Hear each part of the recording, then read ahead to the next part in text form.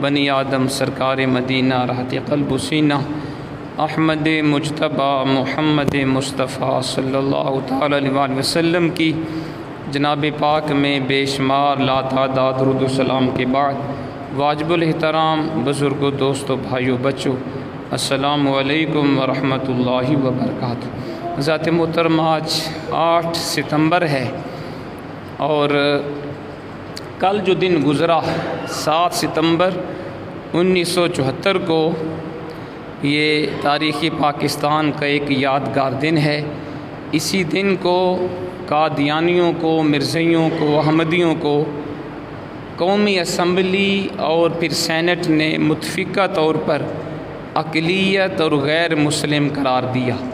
تو کل کا جو دن تھا 7 ستمبر وہ تحفظ عقیدہ ختم نبوت کا تاریخی دن تھا۔ تو میں نے مناسب سمجھا کہ آج ہم عقیدہ ختم نبوت کے موضوع پر قرآن و سنت کے حکام پڑھیں اور سنیں، ہمیں پتہ چلے کہ عقیدہ ختم نبوت کتنا ضروری ہے، اس پر ایمان لانا، اس کا تحفظ کرنا یہ مسلمانوں کے ایمان کی دلیل ہے اور علامت ہے۔ اور جو لوگ عقیدہ ختم نبوت کے باغی ہیں اور اس پہ ڈاکے ڈالنے کی کوشش کرتے ہیں وہ اسلام کے بھی باغی ہیں، قرآن و حدیث کے بھی باغی ہیں اور وہ مرتد اور اسلام سے خارج ہیں۔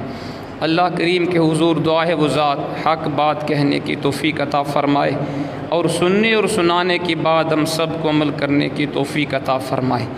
عقیدہ ختم نبوت ہے کیا؟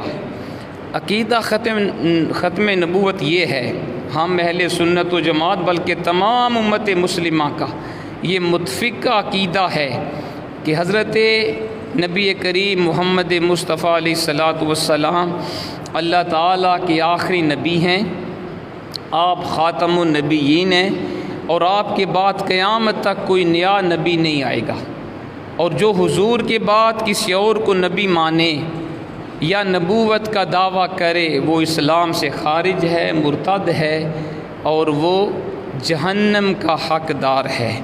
یہ عقیدہ ختم نبوت کا معنی، اور یہ عقیدہ یہ کوئی آج نیا بنا ہوا نہیں ہے، یہ 1300 سال سے امت مسلمہ کا متفقہ عقیدہ یہی ہے۔ بدقسمتی سے امت مسلمہ مختلف مسالک میں، فرقوں میں، گروہوں میں بٹ گئی، لیکن عقیدہ ختم نبوت ایسا عقیدہ ہے جس پر آج بھی امت مسلمہ کا اتفاق ہے۔ کسی مسلک کا کوئی مسلمان ہو سارے حضور کو آخری نبی مانتے ہیں اور کوئی بھی حضور کے بعد کسی اور نبی کا سوچ بھی نہیں سکتا، اور یہ عقیدہ قرآن و سنت کے عین مطابق ہے۔ قرآن پاک میں 1 2 نہیں 20 اور سینکڑوں آیات ہیں جن میں صراحتاً اور اشارتاً نبی کریم علیہ الصلاۃ والسلام کے ختم نبوت کا بیان ہے۔ جو میں نے آیت کریمہ تلاوت کی اس میں واضح طور پر یہ بتایا گیا کہ اللہ کے پیارے حبیب خاتم النبیین ہے۔ ارشاد ہوا ما کان محمد نبا احد من رجالکم ولکن رسول اللہ وخاتم النبیین وکان اللہ بکل شیء علیما۔ محمد مصطفیٰ علیہ الصلاۃ والسلام تمہارے مردوں میں سے کسی کے باپ نہیں بلکہ اللہ کے رسول ہیں اور خاتم النبیین ہیں، اور اللہ ہر شے کو جاننے والا ہے۔ میرا خیال ہے یہ قرآن کی ایک آیت اگر ہوتی صرف تو یہ ایک آیت ہی حضور کی ختم نبوت کے لیے کافی دلیل موجود تھی، کیونکہ واضح طور پہ اللہ کریم نے اس قرآن کی آیت میں بتا دیا کہ میرا حبیب تمہارے مردوں میں سے کسی کا باپ نہیں ہے، میرا حبیب اللہ کا رسول ہے اور خاتم النبیین ہے۔ اب خاتم النبیین کا معنی کیا ہے؟ لغت کی معتبر کتاب کوئی بھی اٹھا کر آپ دیکھ لیں، لغت کی تمام کتابوں میں یہی ملے گا کہ خاتم النبیین کا معنی ہے آخر الانبیاء۔ کیا ہے جی؟ آخر الانبیاء۔ 2 کتابوں کے حوالے فی الحال سن لیں۔ علامہ حماد بن اسماعیل جوہری متوفہ 393 ہجری یا 398 ہجری، یہ 4تھی صدی ہجری کے لغت کے امام ہیں۔ ان کی کتاب الصحاح اس کے اندر بھی انہوں نے یہی اس کا معنی لکھا، ختم اللہ لہ بخیر و ختمت القرآن اے بلغت آخرہ۔ کہتے ہیں کہ جب یہ کہا جائے کہ اللہ تیرا خاتمہ بالخیر کرے، اور کوئی بندہ کہے ختمت القرآن، میں نے قرآن ختم کیا، تو اس کا معنی ہوتا ہے بلغت آخرہ، کہ میں نے قرآن اول سے آخر تک پڑھا۔ تو گویا یہ لغت کے امام بھی بتا رہے ہیں کہ ختم ہو، خاتم ہو، اس کا معنی ہوتا ہے آخری۔ ایک اور حوالہ بھی سن لیں، علامہ جمال الدین، بلکہ اسی یہ جو میں نے کتاب کا حوالہ دیا اس کے آگے واضح طور پہ انہوں نے لکھا ہے کہ خاتم ہو، خاتم ہو، سب کا معنی ایک ہی ہے، وہ ہے آخری۔ اور آگے اسی کتاب کے اندر لکھا ہے محمد علیہ الصلاۃ والسلام خاتم الانبیاء، جو حضور کے بارے قرآن نے کہا خاتم النبیین، اس کا معنی کیا ہے؟ حضور آخری نبی ہیں۔ دوسرا حوالہ علامہ جمال الدین محمد بن مکرم ابن منظور، یہ بھی لغت کے بہت مشہور امام ہیں، سن وفات ہے 711 ہجری، یعنی 8ویں صدی ہجری کے لغت کے امام ہیں، اور آپ نے بھی لسان العرب کے اندر لکھا ختام الوادی اقصاہ، ختام القوم خاتمہم خاتمہم و اے آخرہم، یعنی یہ کہا جائے کہ قوم کا آخری فرد، ختام الوادی کا معنی کہ وادی کے آخر میں بیٹھنے والا شخص، ختام القوم کا معنی آخری قوم کا فرد، اور آگے لکھا محمد علیہ الصلاۃ والسلام خاتم الانبیاء، اسی ضمن میں حضور کو کہا گیا خاتم الانبیاء، یعنی حضور آخر الانبیاء ہیں، سارے انبیاء کے آخر میں تشریف لائے۔ اور پھر اسی کتاب میں التہذیب کے حوالے سے لکھا کہ خاتم اور خاتم حضور کے ناموں میں سے ہے، خاتم النبیین کا معنی ہے آخرہم، حضور سارے انبیاء کے آخر میں تشریف لائے۔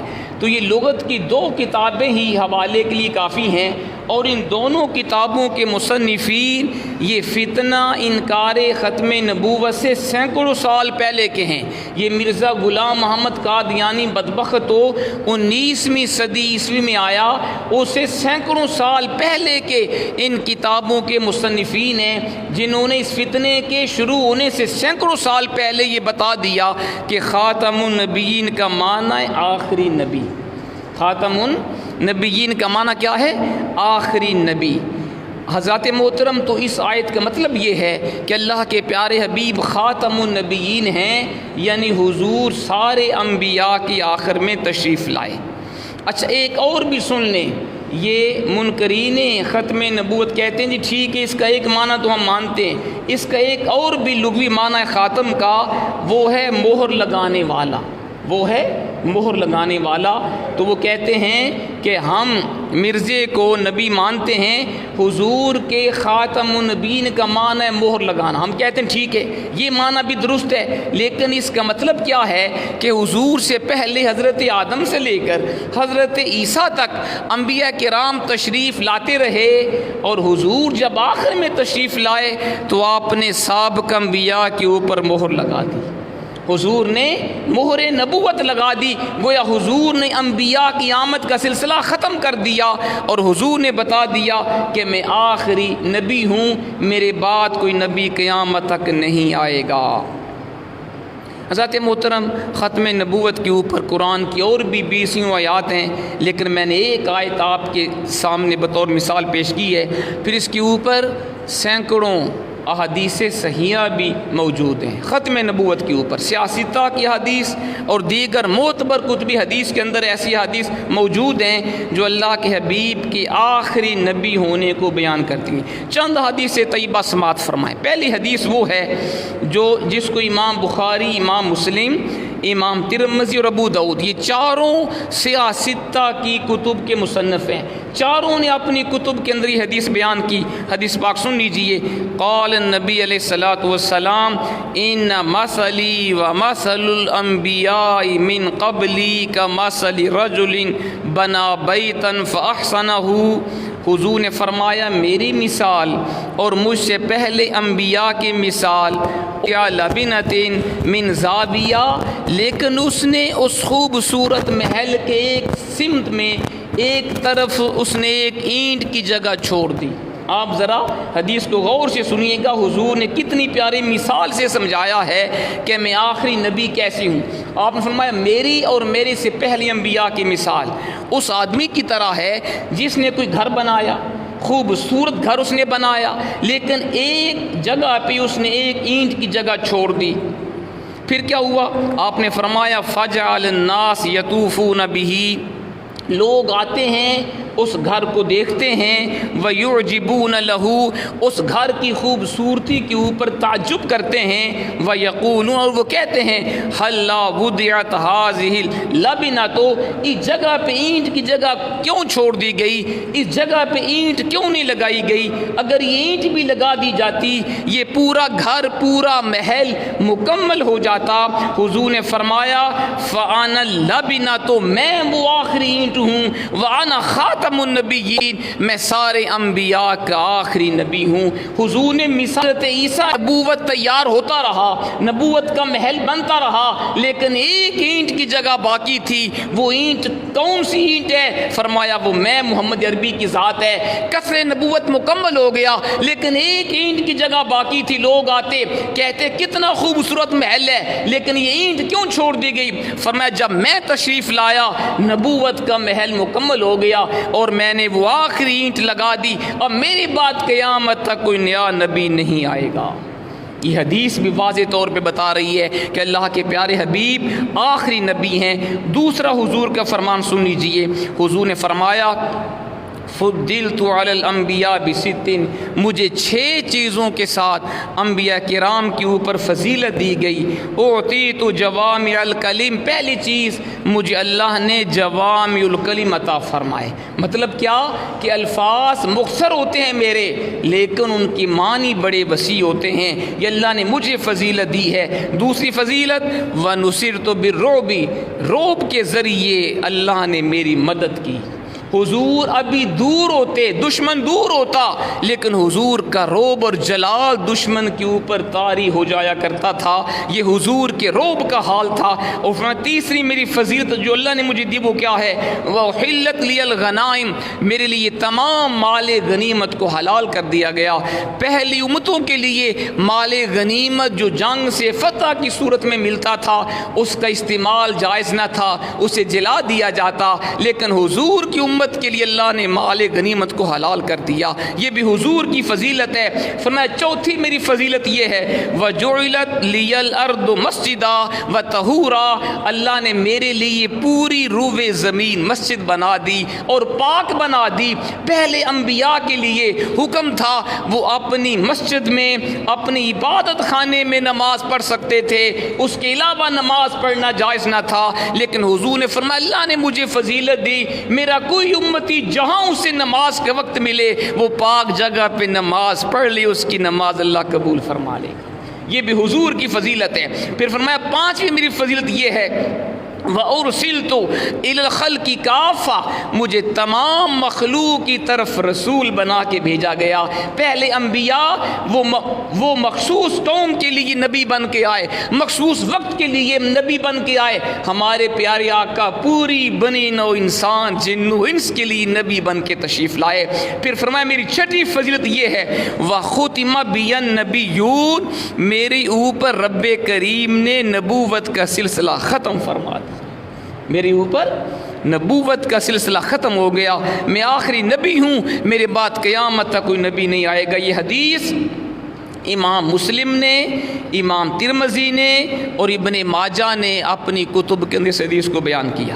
ایک اور حضور کا فرمان سن لیں، حضور اپنی نگاہ نبوت سے دیکھ رہے تھے ایسا وقت آئے گا کہ میرے بعد لوگ جھوٹی نبوت کا دعویٰ کریں گے۔ حضور نے پہلے بتا دیا، حضرت ثوبان اس حدیث کو روایت کرتے ہیں، اللہ کے حبیب فرماتے ہیں وَأَنَّهُ سَيَكُونُ فِي أُمَّتِي كَذَّابُونَ ثَلَاثُونَ، میری امت میں 30 جھوٹے بندے پیدا ہوں گے، میری امت میں 30 جھوٹے بندے پیدا ہوں گے، کلہم یزعم انہ نبی، ان میں سے ہر ایک دعویٰ کرے گا وہ اللہ کا نبی ہے، وانا خاتم النبیین لا نبی بعدی، حالانکہ میں سب سے آخری نبی ہوں، میرے بعد قیامت تک کوئی نبی نہیں آئے گا۔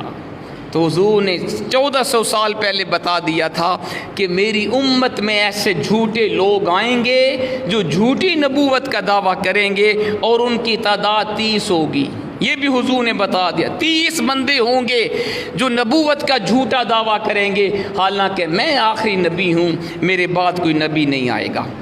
اور حضرت علامہ ابن کثیر نے لکھا کہ جو حضور کے بعد نبوت کا دعویٰ کرے فہو کذاب، وہ جھوٹا ہے، افاک، وہ بہتان باندھنے والا ہے، دجال، وہ دجال ہے، ضال، گمراہ ہے، ومضل، اور دوسروں کو گمراہ کرنے والا ہے.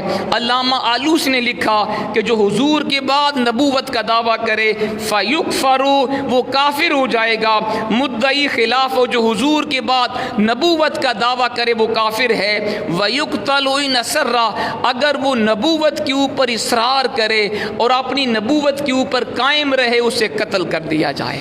تو یہ علماء کا متفقہ فیصلہ ہے، جو حضور کے بعد نبوت کا دعویٰ کرے اور وہ کہے میں بھی اللہ کا نبی ہوں اسے قتل کر دیا جائے. وہ دار اسلام سے خارج ہے، کافر ہے، اسے زندہ رہنے کا حق نہیں ہے. ذات محترم اور بھی سنیں، اس مسیح موعود نے، مرزا غلام محمد قادیانی بدبخت نے نبی بننے کے لیے کئی اس نے پاپڑ بیلے، اس نے کئی روپ دھارے.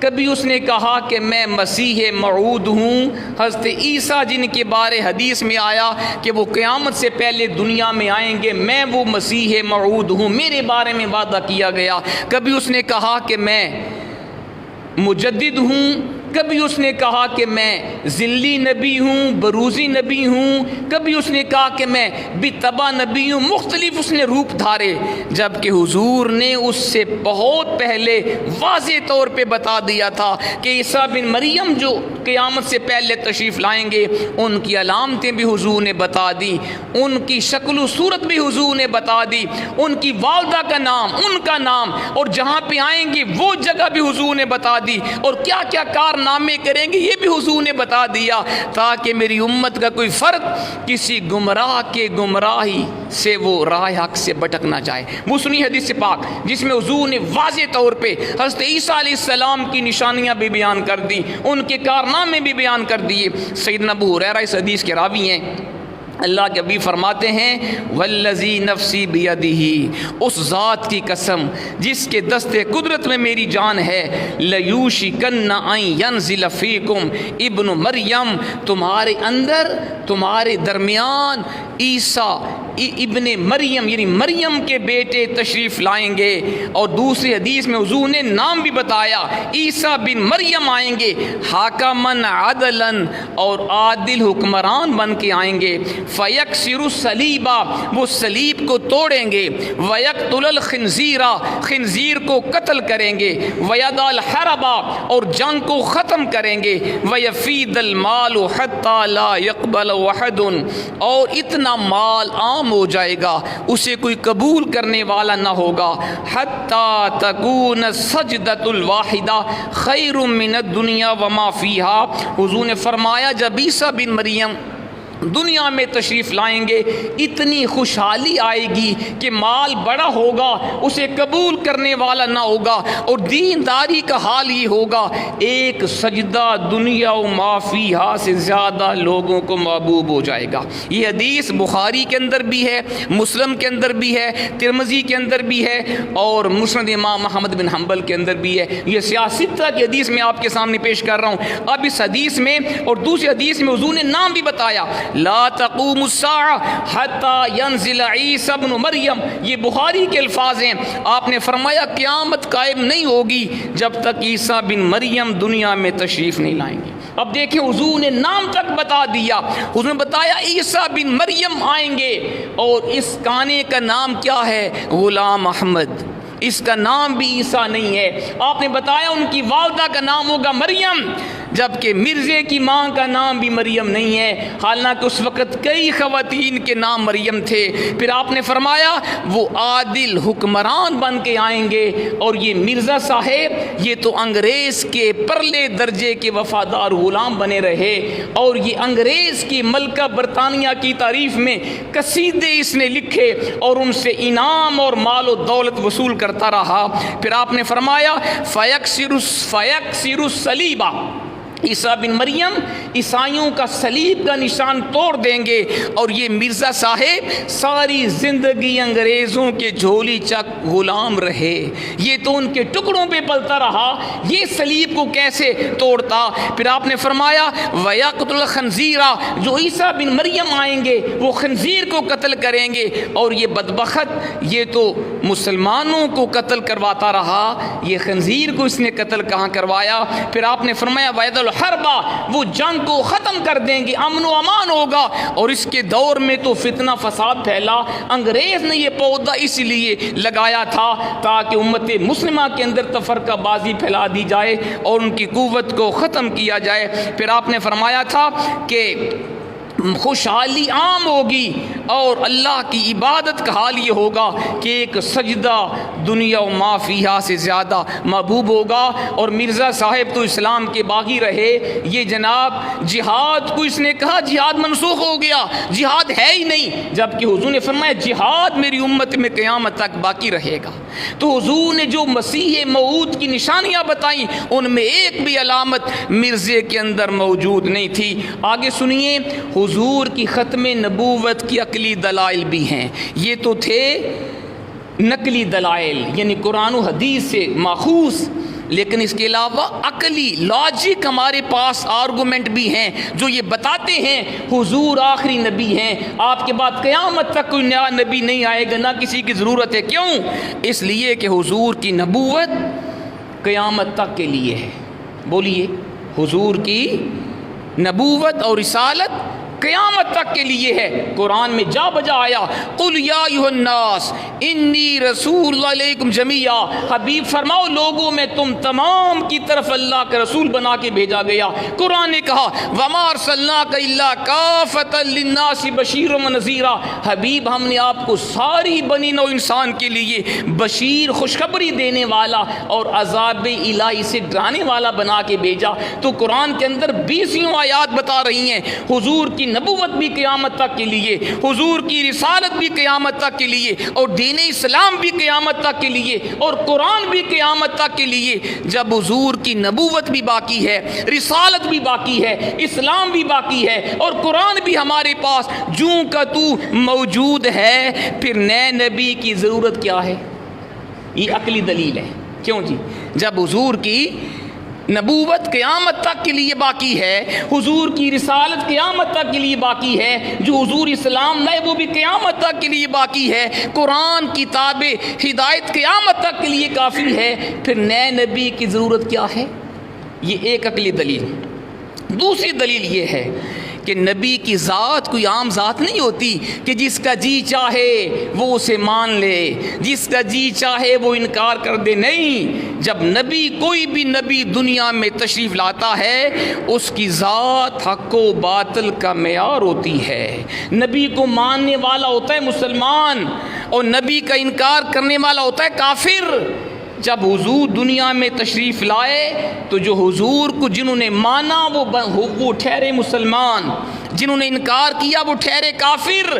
اور مرزا غلام احمد قادیانی اپنی کتابوں کے اندر لکھتا ہے جو مجھے نبی مانے وہ مسلمان ہے، جو نبی نہ مانے وہ کافر ہے۔ اس نے اپنی کتابوں کے اندر یہ باتیں لکھی ہوئی ہیں۔ اب اس کے بقول جب مرزا دنیا میں آیا، یہ 1800 کے بعد دنیا میں اس کی ولادت ہوئی ہے، بدبخت کی 19ویں صدی اس کا زمانہ ہے۔ تو جب یہ دنیا میں آیا اس وقت مسلمانوں کی تعداد تقریباً 1 ارب سے زیادہ تھی جب یہ دنیا میں آیا، اور اس کے اوپر اس کی زندگی میں جو لوگ ایمان لائے وہ میکسیمم اگر آپ زیادہ بھی کریں 1.25 لاکھ بنتے ہیں۔ 1.25 لاکھ مسلمانوں نے اس کو نبی مانا، اچھا جی، اب ہوا کیا؟ اگر یہ سچا نبی ہو تو اس کا مطلب یہ ہوگا کہ جس نے نبی مانا وہ تو ہو گئے مسلمان، جنہوں نے نبی نہیں مانا وہ ٹھہرے کافر۔ تو بھائی اس وقت تو 1 ارب سے زیادہ مسلمان تھے، تو اس کے قول کے مطابق صرف 1.25 لاکھ مسلمان بچا، باقی جناب 99 کروڑ 98 لاکھ اور 75,000 وہ غیر مسلم ٹھہرے۔ کیا کوئی عقل مانتی ہے کہ 1 ارب میں سے 1.25 لاکھ بندہ مسلمان ٹھہرے اور باقی آپ سب کو کافر قرار دے دیں؟ کہ عقل اس بات کو مانتی ہے؟ بتائیں مجھے، نہیں مانتی عقل نا، کیونکہ حضور نے فرمایا میری امت گمراہی کے اوپر کبھی جمع نہیں ہوگی۔ تو یہ کیسا نبی ہے جس کے آنے سے 1.25 لاکھ بندے مسلمان ٹھہرے اور باقی 99 کروڑ 98 لاکھ 75,000 بندے غیر مسلم ہو گئے؟ یہ تو عقل نہیں مانتی۔ تو یہ بھی ایک عقلی دلیل ہے، یہ جھوٹا نبی تھا۔ قادیانی کہتے ہیں جی ہم اس کو اس لیے نبی مانتے ہیں، اس نے پوری دنیا پر اسلام کو پھیلایا اور ہزاروں لوگوں کو مسلمان کیا۔ ہم کہتے ہیں بدبختو، کیا یہ اس کے نبی ہونے کی دلیل ہے کہ اس نے چند ہزار لوگ یا میکسیمم 1 لاکھ 1.25 لاکھ لوگ اس نے مسلمان کیے؟ ان میں بھی اکثر کرپٹ ہیں، بددیانت ہیں، وہ گناہ کرنے والے ہیں۔ ہم تمہیں حضور کے غلاموں میں سے، اولیاء کرام میں سے، صوفیاء میں سے ہم تمہیں ایک صوفی بزرگ ایسا دکھا سکتے ہیں جنہوں نے لاکھوں کفار کو مسلمان کیا، لیکن کسی نے بھی نبوت کا دعویٰ نہیں کیا۔ کیوں جی؟ حضرت خواجہ معین الدین چشتی اجمیری رحمۃ اللہ علیہ سلسلہ عالیہ چشتیہ کے پیشوا، آپ جب ہندوستان میں تشریف لے کر گئے، آپ نے 90 لاکھ ہندوؤں کو کلمہ پڑھا کے مسلمان کیا ہے۔ تمہارے مرزے نے صرف 1.25 لاکھ کو گمراہ کیا۔ ہم تمہیں صوفیاء میں سے ایسے اولیاء دکھاتے ہیں کہ ایک صوفی نے لاکھوں لوگوں کو مسلمان کیا، لیکن کبھی نبوت کا سوچا بھی نہیں، کبھی نبوت کا اعلان نہیں کیا۔ سب نے یہی کہا ہمارے لیے یہی شرف بہت زیادہ ہے، ہم حضور کے ادنے سے غلام ہیں۔ تو لوگوں کو مسلمان کرنا یہ نبوت کی دلیل نہیں ہوتا۔ حضرات محترم، باتیں بڑی ہیں، ہمارے پاس وقت تھوڑا بچا ہے۔ شارٹ کٹ یہ ہے کہ یہ دجال، یہ مرزا غلام محمد قادیانی انگریز کا لگایا ہوا پودا ہے، اور اس کی کتاب میں جتنی کتابیں اس نے تصنیف کی وہ جھوٹ کے پلندے ہیں۔ آپ سب کتابوں کو اٹھا کے دیکھیں، اور اس میں اتنی غلیظ باتیں اس نے لکھی ہیں، کوئی کلمہ گو مسلمان ان کو پڑھ بھی نہیں سکتا۔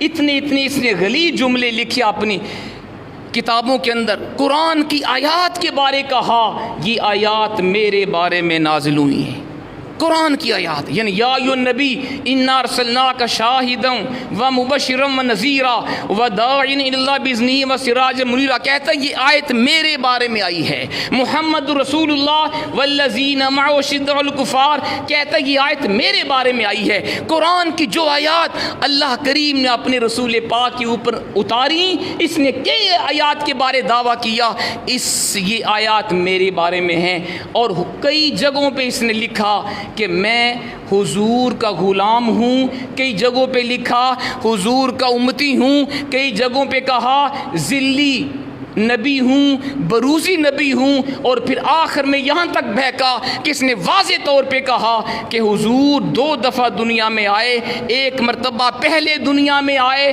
اور ایک مرتبہ مرزا غلام محمد کی صورت میں دنیا میں آئے۔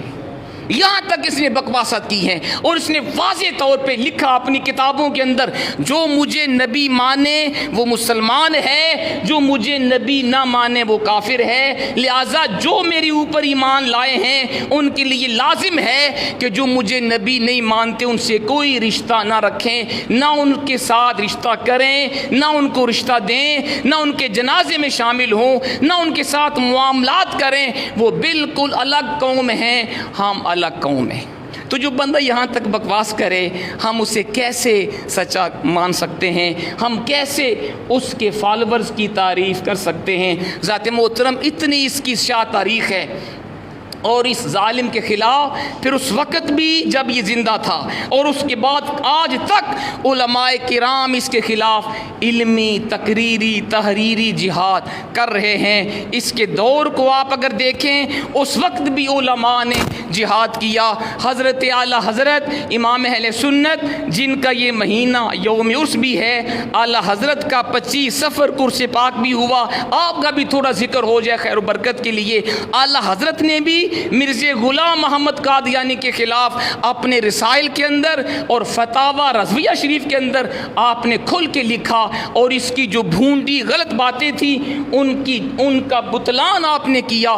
اور پھر اس کے پہلے بھی جو بزرگ تھے، ایک میں نے نام پڑھا حضرت مفتی غلام دستگیر قصوری، یہ اعلیٰ حضرت سے پہلے کے بزرگ ہیں، آپ نے بھی بڑی کتابیں تصنیف کی۔ اور پھر اس کے بعد اگر آپ دیکھیں پیر مہر علی شاہ صاحب، آپ نے بھی مرزا غلام محمد کے خلاف کلمی جہاد بھی کیا اور عقلی اور علمی اور قولی جہاد بھی کیا۔ اور آپ نے خود فرمایا کہ میں نے خواب میں دیکھا اللہ کے حبیب کی مجھے زیارت ہوئی اور حضور نے مجھے فرمایا بیٹا مہر علی، یہ مرزا قادیانی اپنی تعویلات فاسدہ کی مکراس یعنی اپنی غلط تعویلات کی کینچی سے میری احادیث کو ٹکڑے ٹکڑے کر رہا ہے، تم خاموش بیٹھے ہو۔ فرماتے ہیں پس اس فرمان کے بعد میں نے جو کچھ تحریر کیا ہے وہ امت مسلمہ کی خیر خواہی کے لیے لکھا ہے۔ آپ نے مرزے کی رد میں کتاب تصنیف فرمائی شمس الہدایہ فی حیات المسیح۔ مرزے نے کہا عیسیٰ فوت ہو گئے اور میں مسیح موعود بن کے آیا ہوں۔ پیر مہر علی شاہ صاحب نے فرمایا تم نے جھوٹ کہا ہے۔ آپ نے پوری کتاب لکھی جس میں آپ نے ثابت کیا حضرت عیسیٰ علیہ السلام آج بھی زندہ آسمانوں پہ موجود ہیں۔ آپ نے دوسری کتاب لکھی سیف چشتیائی، چشتیہ کی تلوار، یہ بھی بہترین بک ہے۔ اور مرزے نے جب علماء کو چیلنج کیا اس نے کہا یہ علماء خواہ مخواہ باتیں کرتے ہیں، یہ مجھ سے تحریری مقابلہ کر لیں، چونکہ یہ بڑا ہوشیار بندہ تھا اور اس بدبخت کی لکھائی بڑی اچھی تھی۔ اس نے کہا مجھ سے سورۃ فاتحہ کا تحریری مقابلہ کر لو، جس کی تحریر اچھی ہو، جو سورہ فاتحہ کی تفسیر اچھی لکھے اور جس کی ہینڈ رائٹنگ اچھی ہو وہ سچا ہے۔ پیر مہر علی شاہ صاحب اٹھے، آپ نے فرمایا مجھے تمہارا چیلنج منظور ہے، میں تم سے مناظرہ کرنے کو تیار ہوں، لیکن یہ کوئی کمال نہیں ہے کہ تم اپنے ہاتھ سے لکھو میں اپنے ہاتھ سے لکھوں۔ فرمایا کمال یہ ہے سب کے سامنے مناظرہ ہو، عدالت کے اندر مناظرہ ہوگا اور عدالت کی میز کے اوپر کاغذ قلم تم بھی رکھ دو، کاغذ قلم مہر علی بھی رکھے گا، جس کا قلم خود بخود سورہ فاتحہ لکھے وہ سچا ہوگا۔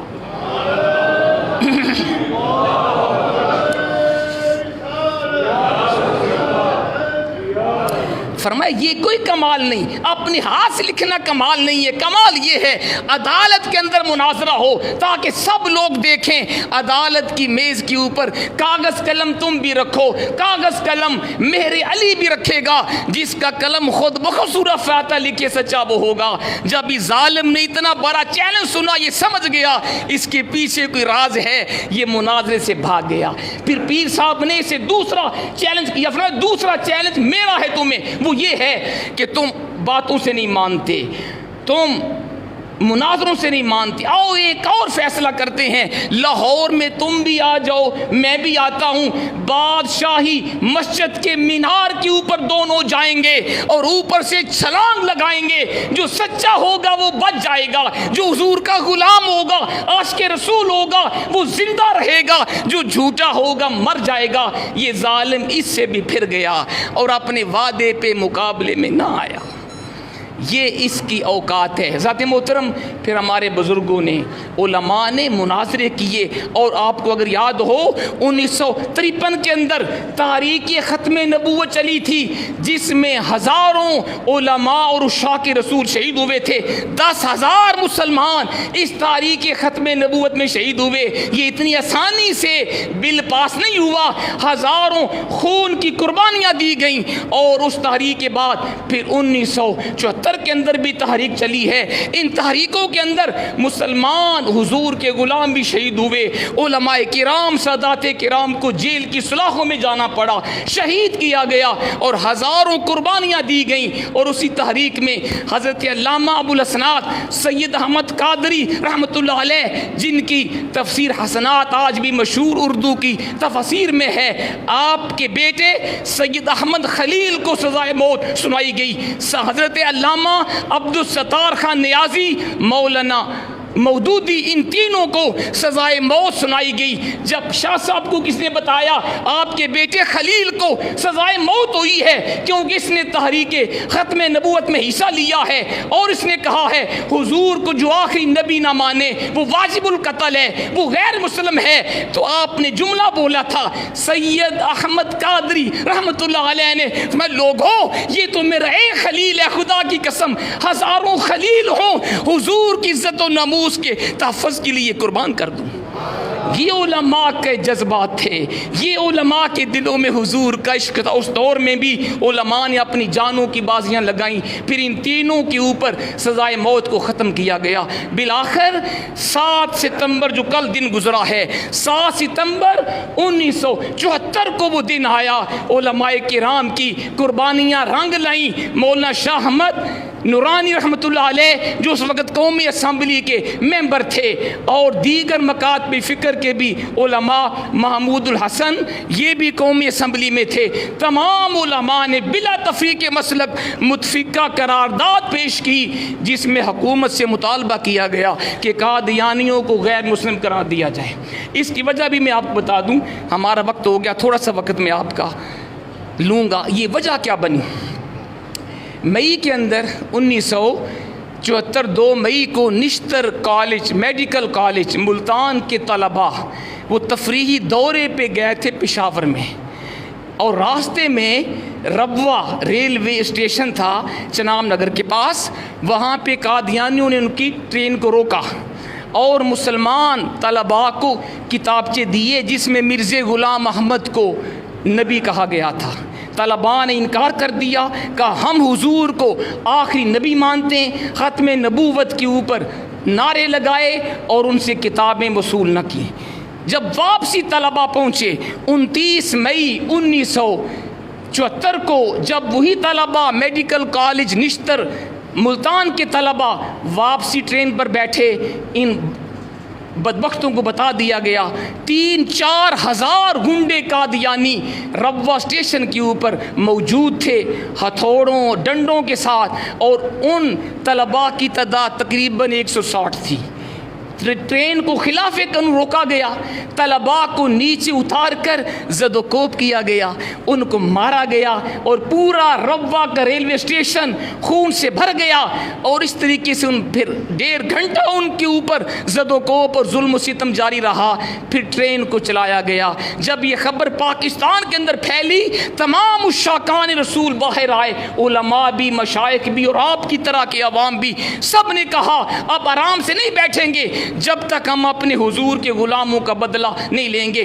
اس وقت پھر سب نے, ذوالفقار علی بھٹو وزیر اعظم تھا, تو تمام مکاتب فکر کے علماء نے متفقہ مجلس عمل قائم کی. اس میں تمام لوگ تھے, اور وزیر اعظم سے ملاقات کی, اس کو بتایا کہ قادیانی کس طرح اسلام کے خلاف اور پاکستان کے خلاف بغاوت کر رہے ہیں. بالآخر وزیر اعظم نے کہا ٹھیک ہے جی, قومی اسمبلی بحث کرے, جو قانون قومی اسمبلی بنائے مجھے منظور ہوگا. پھر قومی اسمبلی کے اندر مولانا شاہ احمد نورانی رحمۃ اللہ علیہ اور دیگر مکاتب کے علماء نے, آپ نے 34 MNA سے شاہ احمد نورانی رحمۃ اللہ علیہ نے سائن کروائے. سب نے کہا حضور کی عزت کے اوپر, ختم نبوت کے اوپر ہم ایک ہیں, اور مرزائیوں کو غیر مسلم قرار دیا جائے. پھر جناب 1-2-2.5 مہینے بحث ہوئی ہے, اور میں نے پڑھا تقریباً کوئی 98 سیشن ہوئے قومی اسمبلی کے. اس کے اندر تمام لوگوں کو بلایا گیا. مرزا ناصر ان کا اس وقت جو تھا سرپرست, اسے بھی بلایا گیا, کہا تم بھی اپنا موقف پیش کرو. علماء کرام نے بھی اپنا موقف دیا, قرآن و حدیث سے دلائل پیش کیے, اور مرزائیوں سے بھی موقف لیا گیا. جب مرزے ناصر نے یہ کہا ہمارا عقیدہ یہ ہے جو مرزے کو نبی نہیں مانتا وہ اسلام سے خارج ہے, اس کے اوپر تمام علماء نے کہا آپ خود غور کر لیں, ان کے عقیدے کے مطابق یہ 1.25 لاکھ بندے مسلمان ہیں, باقی کروڑوں مسلمان وہ غیر مسلم ہیں. اب تم فیصلہ کرو حق پہ کون ہے. تمام قومی اسمبلی کے جتنے ممبران تھے ایک نے بھی وہ پیچھے نہیں ہوا, سب نے متفقہ قرارداد پیش کی کہ قادیانی اسلام سے خارج ہے.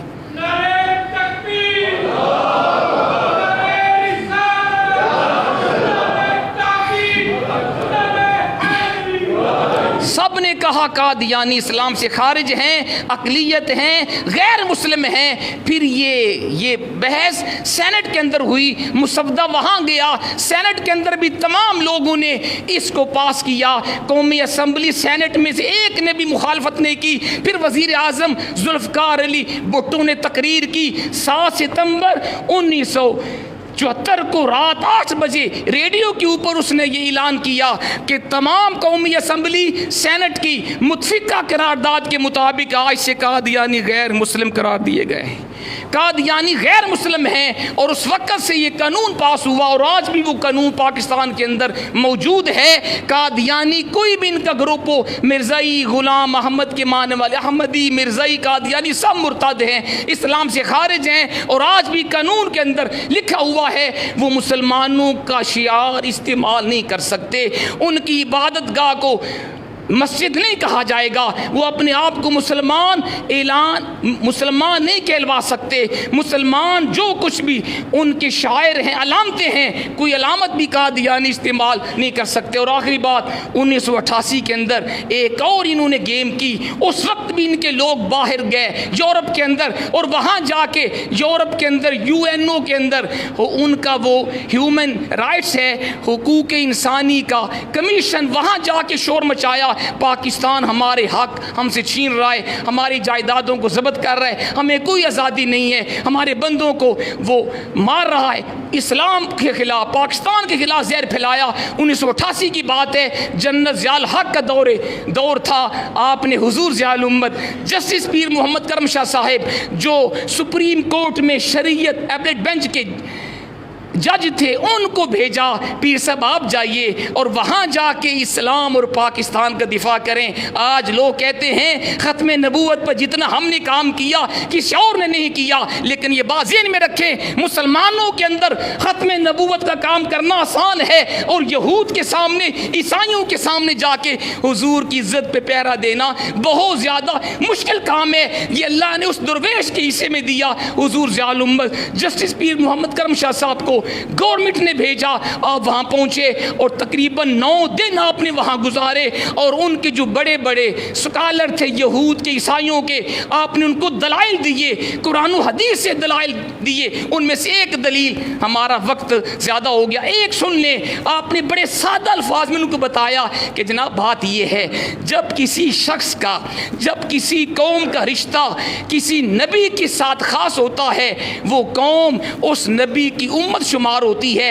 بے شک وہ دوسرے انبیاء کو مانے, لیکن امت اسی خاص نبی کی ہوتی ہے. جیسے ہم مسلمان ہیں, ہمارا تعلق حضور کے ساتھ خاص ہے, ہم حضور کا کلمہ ہم نے پڑھا, اگرچہ ہم باقی انبیاء کو بھی مانتے ہیں, لیکن امت ہم رسول پاک کی ہیں, کیونکہ جو ہمارا رشتہ رسول پاک کے ساتھ ہے کسی اور کے ساتھ نہیں. اسی طرح تم یہودی, تم حضرت موسیٰ کی قوم ہو, اگرچہ تم حضرت عیسیٰ کو بھی مانتے ہو, لیکن امت تم حضرت موسیٰ کی ہو. عیسائی اسی طرح حضرت عیسیٰ کی قوم ہے, وہ یہودی نہیں ہے, مسلمان. اسی طرح قادیانی بھی, جب انہوں نے یہ مان لیا کہ مرزا غلام احمد قادیانی بھی نبی ہے, یہ اسی کی امت میں شمار ہوں گے, یہ حضور کی امت سے خارج ہو گئے. یہ ایک دلیل تھی, اور بھی آپ نے دلائل دیے. بالآخر آپ نے ان کی ساری سازش کو ناکام بنایا. تو ذات محترم آج تک یہ لوگ اسلام کے خلاف زہر پھیلا رہے ہیں. اس وقت وقت بھی ضرورت ہے ہمیں عقیدہ ختم نبوت کا پتہ بھی ہو. یہ عقیدہ اسی طرح ضروری ہے جس طرح خدا کو ایک ماننا فرض ہے، حضور کو آخری نبی ماننا بھی ضروری ہے. جس طرح انبیاء کے اوپر ایمان لائے بغیر بندہ مسلمان نہیں ہو سکتا، اسی طرح جو حضور کو آخری نبی نہ مانے وہ بھی مسلمان نہیں ہے. یہ عقیدہ بھی اسی طرح اہم عقائد میں سے ہے. اس کے اوپر پہرا دینا بھی ضروری ہے، حفاظت کرنا بھی ضروری ہے. اور جو اس عقیدے کے خلاف سازش کر رہے ہیں قادیانی مرزائی، ان کا کلا کما کرنا بھی ضروری ہے. اللہ تعالی ہمیں عمل کی توفیق عطا فرمائے. وما علینا